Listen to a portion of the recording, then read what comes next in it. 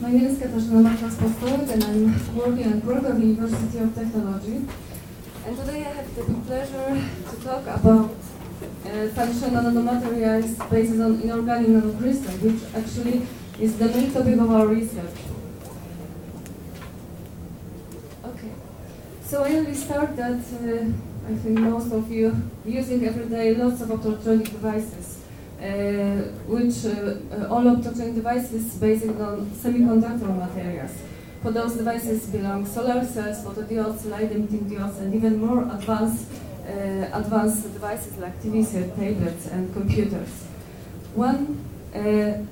Nowadays, the optoelectronics is industry which growing very fast, and because of the growing, this optoelectronics needs more and more new functional materials.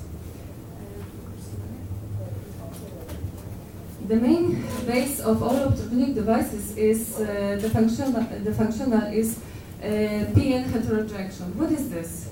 In the simple way, we can just explain. Our optoelectronic devices working because we are just connecting, just joining two different semiconductor materials, like P-type semiconductor and N-type semiconductor.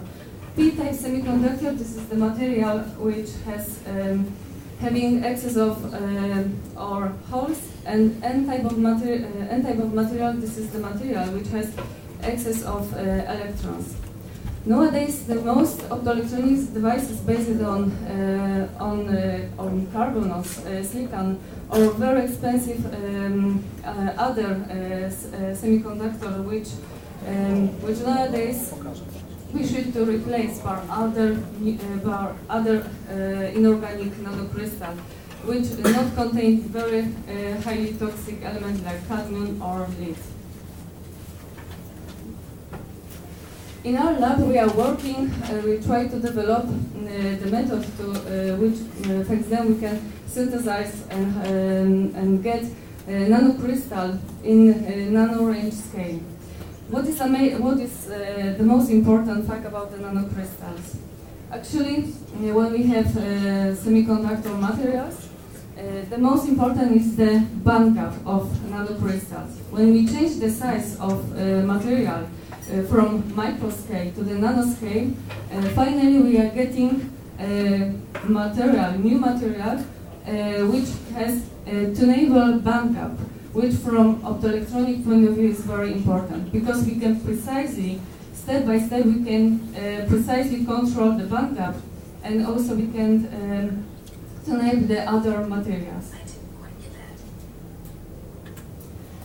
The main goal of our research is to develop functional polymer nanocomposite, which was mentioned today. Polymer nanocomposites contain with two elements. One is the polymer, the second one is with nanofiller. In our case, this is the nanoparticle. In the case of most of polymer matrix are something. Maybe I will use without.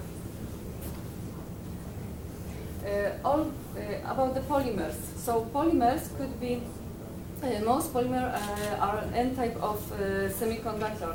That's why by drawing those two elements in simple way, we can just create one material which can be used, which have p-n junction and can be used as the active layer for the building of optoelectronic devices. What is the most important advantages of such material? First, we can create p-n heterojection in one simple layer. The second, we can produce completely transparent new functional nanomaterials. This is possible only when we have very small nanoparticles distributed homogeneously in the polymer matrix. The next very important aspect is our materials can be easy printed by very large area in order to produce devices, not only in small pieces but also in big area. And finally, we are using not toxic elements. In our study, we are focusing mostly on semiconductor, like sulfide selenides or cascarides. Most of them, they are N-type of semiconductor, and as you see on these photos, by changing the size and also by different kind of doping, we can change also the luminescence of the materials.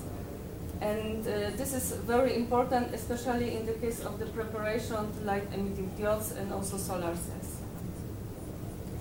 Next.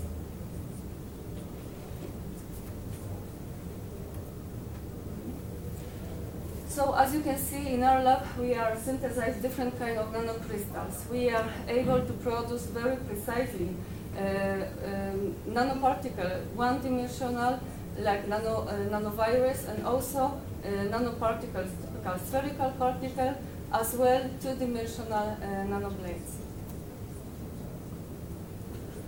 Our nanocrystal, we are joined with different kind of polymers. Here, this is only one of our examples. When we join nanoparticles, zinc sulfide with polymer matrix PMAA.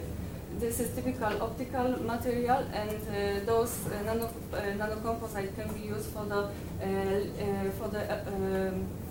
electroluminescence devices.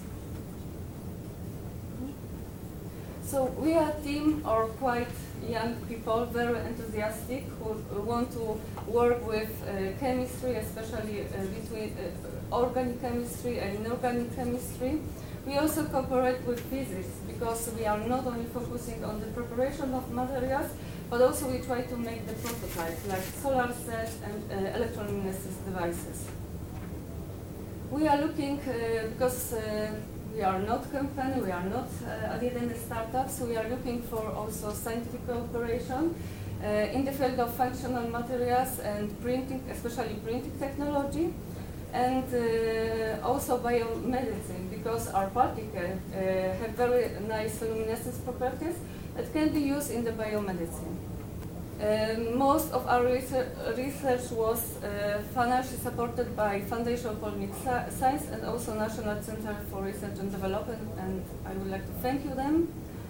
And if you have any question, you can find us on our website and as well on the research guide and LinkedIn.